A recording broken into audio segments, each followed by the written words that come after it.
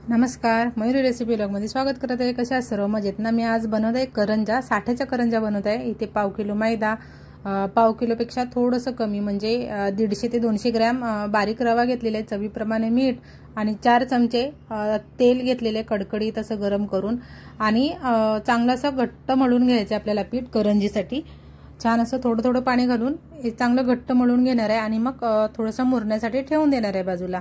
आता परत करंजा परत दिवाळी बनवते, कारण जी दिवाळी झाली ती शिळी झाली। आता ताजी दिवाळी बनवायची म्हणजे फराळ करायचं, कारण तुळशीची लग्न येतात म्हणून। तर इथे साहित्य बघताय, थोडं थोडं मी घेतलेलं आहे। तर तुम्हाला मी भाजत असताना सांगते। तूप घेतलेले बाजूला मी गरम करून आणि थोडंसं रव्याचे लाडू आणि बेसनचे लाडू पण बनवणार आहे, कारण 10 ते 12च फक्त म्हणजे थोडे थोडे प्रमाणामध्ये बनवणार आहे, कारण तुळशीची लग्न आहेत आता म्हणून। तर थोडंसं तूप घातलेलं आहे, बेसन घातलेलं आहे पाव वाटी, 2 ते 3 चमचे खसखस घातलेले आहे आणि 1 वाटी हे घातलेलं आहे आपलं बारीक रवा घातलेला आहे। तर हे चांगलं आपल्याला मंद आचेवरती भाजून घ्यायचे। करंजीचं सारण करतोय आपण, तर थोड्याच प्रमाणामध्ये करणार आहे। आणि दिवाळीची सर्व व्हिडिओ मी फराळ आहे ना तो एकत्र एका व्हिडिओमध्ये मी अपलोड केलेला आहे, तर तो पण नक्की बघा। ते पण असंच केलेलं आहे। तर इथे करंजीचं सारण करण्यासाठी 1 वाटी खोबरं घेतलेलं आहे, ते पण थोडं तूप घालून आपल्याला भाजून घ्यायचे। ड्रायफ्रुट्स घेतलेले आहेत, ते पण मी तुपामध्ये भाजून घेतलेले आहेत, आवडीप्रमाणे आपल्या काजू बदाम पिस्ता मनुका। आणि इथे पिठी साखर मी बारीक करून घेतलेली आहे। आता चांगलं मिक्स करून घ्यायचे। आपलं करंजीचं सारण तयार आहे। तर हे करंजीचं सारण मी करून ठेवलेलं आहे, छान असं झालंय। यामध्ये जायफळ वेलची पावडर घालायचे आणि मनुके घातलेत आणि काजू बदाम चारोली घातले तुपामध्ये भाजून। हे चांगलं एकत्र मिक्स करून घ्यायचे। सफेद तीळ घातले त्याच्यामध्ये 2 ते 3 चमचे, सफेद तिळांनी टेस्ट छान येते। तर हे करंजीचं सारण तयार झालेलं आहे, मस्त असं छान खरपूस भाजून झालेलं आहे। आणि यामध्ये आता आपल्याला माव्याच्या करंजा बनवायच्या। तर इथे मी 300 ग्रॅम मावा घेतलेला आहे। तर असं आपल्याला मावा आहे तो हे किसणीच्या सहाय्याने आपल्याला किसून घ्यायचा आहे, म्हणजे किसणीच्या सहाय्याने किसून घ्यायचे यासाठी, कारण मावा आहे थोडासा कडक असतो, थोडंसं कडक असल्यामुळे ते करंजीमध्ये फुटण्याची शक्यता असते, म्हणून तर हे किसणीच्या सहाय्याने आपल्याला हे किसून घ्यायचे। त्यानंतर आपण जे करंजीचं सारण केलेलं तर ते यामध्ये मिक्स करून घ्यायचे।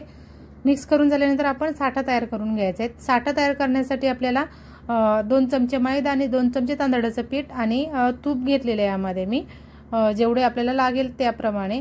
आणि ते 6 गोळे केलेले आहेत। थोडा एक कलरचा गोळा केलेला आहे, म्हणजे थोडेसे पिठामध्ये कलर घातले आहे, रेड कलर। आणि किचनच्या ह्याच्यावरतीच मी चांगल्या अशा चपात्या, पातळ चपात्या लाटून घ्यायच्यात। अशा पद्धतीने सर्व 5 ते 6 चपात्या झालेल्या आहेत, तर त्या लाटून घेतलेल्या आहेत। आणि अशा पद्धतीने पहिल्यांदा व्हाईट चपाती ठेवलेली आहे आणि त्यावरती साठा लावून घ्यायचा सर्व बाजूनी। साठा आहे ना आपल्याला थोडं थोडंच लावायचं, जास्त नाही लावायचं, जास्त लावल्यामुळे आहे ना करंजी तेलकट होते। तर हे झाल्यानंतर साठा लावून झाल्यानंतर आता आपण दुसरी चपाती ठेवायची यावरती। अशाच प्रकारे सर्व चपात्या मी एकत्रच करणार आहे, म्हणजे चांगले असे लेयर येतील, याला चांगली खारीप्रमाणे अशी आपली करंजी तयार होईल, साठ्याची करंजी। आणि वरून थोडंसं पीठ भुरभुरायचं, म्हणजे ना लेयर सुटण्यास मदत होते। अशाच पद्धतीने सर्व मी एकावर एक कसं करून 5 ते 6 जेवढ्या पोळ्या झालेल्या तर त्या करून घेतलेल्या आहेत आणि चांगला घट्ट रोल करून घ्यायचा आहे। आता चाकूच्या सहाय्याने आपल्याला जेवढी मोठी छोटी पाहिजे करंजी त्याप्रमाणे आपण हे लाटी कापून घ्यायचे। अशा पद्धतीने ही लाटी मी कापून घेते।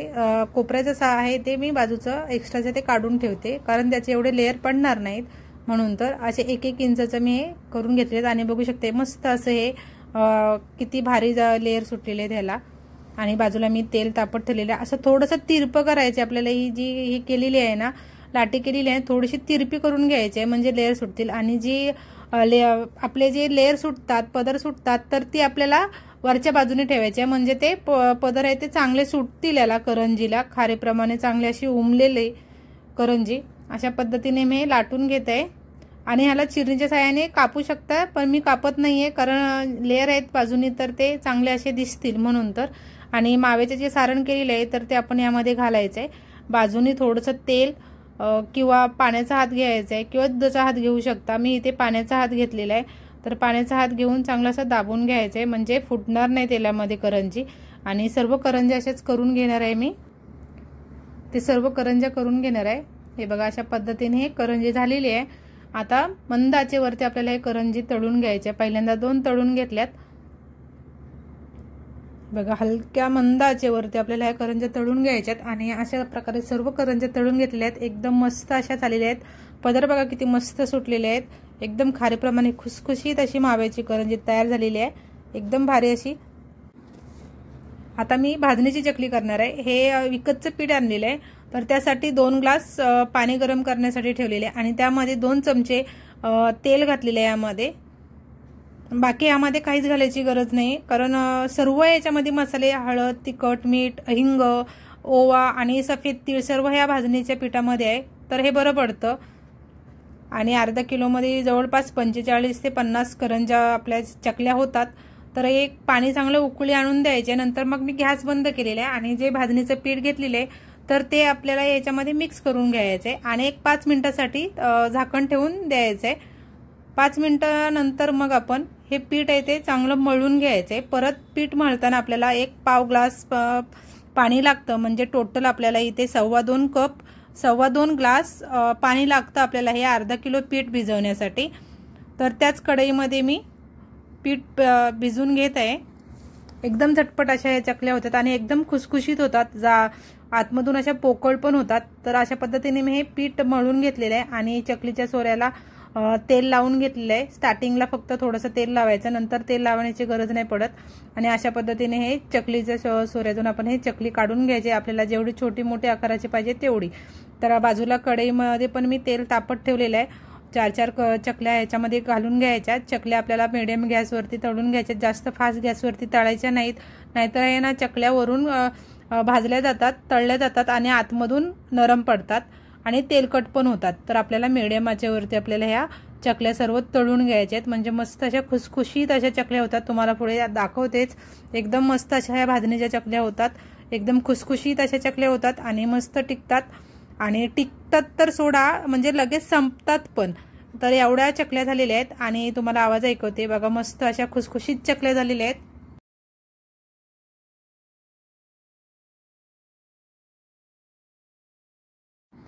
बघितल्याच किती मस्त झालेल्या आहेत आणि आतमधून पोकळ अशा झालेल्या आहेत। तर आता आपण शंकरपाळ्या करणार आहे। तर शंकरपाळ्या पण थोड्याशाच करणार आहे मी। अर्धी वाटी साखर घेतलेली आहे, त्यामध्ये पाव कप पाणी घातलेले आहे आणि त्यामध्ये अर्धी वाटी परत आपल्याला यामध्ये तूप घेतलेले आहे, म्हणजे जवळपास 20 ते 25 ग्रॅम तूप असेल। तर अंदाजानेच मी करत आहे सर्व शंकरपाळ्या। तर चवीप्रमाणे मीठ घातलेलं आहे, मैदा घेतलेला आहे आणि त्यामध्ये जे गरम करून आपण घेतलेलं आहे, थोडंसं कोमट आहे, गरम नाही आहे, तर थोडं थोडं घालून आपल्याला हे मळून घ्यायचं आहे। ह्याच्या 2च पोळ्या झाल्यात, जेवढं पीठ घेतलेलं ते पाव किलोपेक्षा पण कमी असेल मैदा। अशा पद्धतीने मळून घ्यायचं, जास्त आपल्याला मळायचं नाही, थोडंसंच मळून घ्यायचं आहे। मळून झाल्यानंतर आपण एक 10 मिनिटासाठी ठेवून द्यायचे। 10 मिनिटानंतर पुन्हा एकदा मळून घ्यायचे आणि आपल्याला जे शेपमध्ये पाहिजे, चौकोनी किंवा त्रिकोणी, त्या शेपमध्ये आपण ह्या शंकरपाळ्या आहेत त्या कट करून घ्यायचे। तर 2च उंडे झालेले आहेत, तर अशा पद्धतीने पुन्हा एकदा मळून घेतलेले आहे आणि आता हे शंकरपाळ्याचे पोळे ते लाटून घ्यायचे आपल्याला। आणि पोळी लाटताना आहे ना, इथे तूप लावायचे थोडंसं, थोडी पोळी लाटून घ्यायची आणि थोडंसं वरून मैदा भुरभुरून घ्यायचं आणि 4 पदरी असं आपण कसं करतो तसं करायचं आहे बघा, अशा पद्धतीने। म्हणजे ह्यांनी आहे ना शंकरपाळीला लेअर मस्त सुटतात आणि खुसखुशीत होतात शंकरपाळ्या। अशा पद्धतीने करून घेतलेले आहे बघा, तुम्ही पुढे बघाच, कारण छान अशा हे शंकरपाळ्या होतात अशा पद्धतीने। तर ह्याच्या कटरच्या साहाय्याने मी इथे शंकरपाळ्या कट करून घेत आहे आणि एवढ्या जाडीच्या मी शंकरपाळ्या इथे केलेल्या आहेत। आणि हे बघा मस्त असे लेअर सुटलेले आहेत की नाही, एकदम भारी असे झालेले आहेत। तर अशाच पद्धतीने हे शंकरपाळ्या आहेत ते मी पटकन तळून घेणार आहे। हे बघा अशा पद्धतीने सर्व शंकरपाळे तळून घेतलेले आहेत आणि त्यातलं थोडंसं तेल काढून घेतलंय मी आणि त्या तेलामध्ये मी अनारसे करत आहे। अनारसे आता कृष्णाला आवडतात, देवीला पण आवडतात, म्हणून तर इथे परत एकदा अनारसे करणार आहे।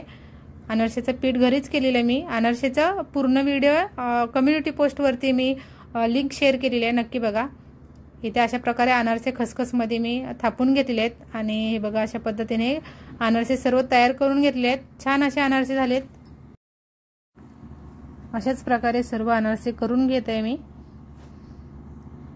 खसखसची साईड आहे ती वरच्या बाजूला ठेवायची। मस्त असे अनारसे जाळी सुटलेली आहे आणि छान असं हे पीठ आंबलं गेलेलं आहे, बघू शकताय। हे बघा मस्त असे जाळी सुटली की नाही। आणि आता हे अनारसे करताना आहे ना आपल्याला एक काळजी घ्यायची, चाळणीवरती ठेवायचेत आपल्याला अनारसे। आता रव्याचे लाडू करून घेऊया, थोडेसेच बनवायचे, चला पटकन लाडू करून घेऊया रव्याचे सुद्धा। इथे रवा घेतलेला आहे मी, जवळपास पावणा किलो रवा असेल आणि त्यामध्ये 1 कप बेसनचं पीठ घातलेलं आहे आणि याच्यामध्ये तूप घातलेलं आहे। तर मंद आचेवरती आपल्याला हे सर्व भाजून घ्यायचे। बेसनचं पीठ घातल्यामुळे रव्याच्या लाडूला चांगला असा खरपूसपणा येतो आणि रव्याचे लाडू खाताना असे तुटत नाहीत, त्यासाठी आपण यामध्ये बेसनचं पीठ घातलेलं आहे। चांगलं मंद आचेवरती एक 10 ते 15 मिनिटं लागतील पीठ आपल्याला हे रवा भाजण्यासाठी। असं या प्रकारे आपल्याला हे रवा आणि बेसन भाजून घ्यायचं एकत्र। आता हे छान असं भाजून झालेलं आहे। आता यामध्ये आपण पिठी साखर घालून घ्यायचे, थोडंसं कोमट झाल्यानंतर आपण यामध्ये पिठी साखर घालायचे। तर यामध्ये मी 2.5 वाटी पिठी साखर घातलेली आहे आणि हे पिठी साखर आणि रवा चांगले एकत्र मिक्स करून घ्यायचे आणि थोडं ठेवून द्यायचं एक 10 ते 15 मिनिटासाठी। त्यानंतर आपण मिक्सरमध्ये थोडंसं हे रव्याचं जे सारण आपण केलेलं आहे लाडूचं तर ते घालायचे आणि गरम केलेलं तूप घालायचे। तर गरम केलेलं तूप किती घालायचे तर प्रत्येक ह्याच्यानुसार बॅचनुसार थोडं थोडं करून आपल्याला यामध्ये तूप घालून घ्यायचे। तर हे बघा इथे मी 2 ते 2.5 चमचे यामध्ये तूप घातलेले। आता मिक्सरला फक्त प्लस पॉइंट वरती आपल्याला फिरून घ्यायचे।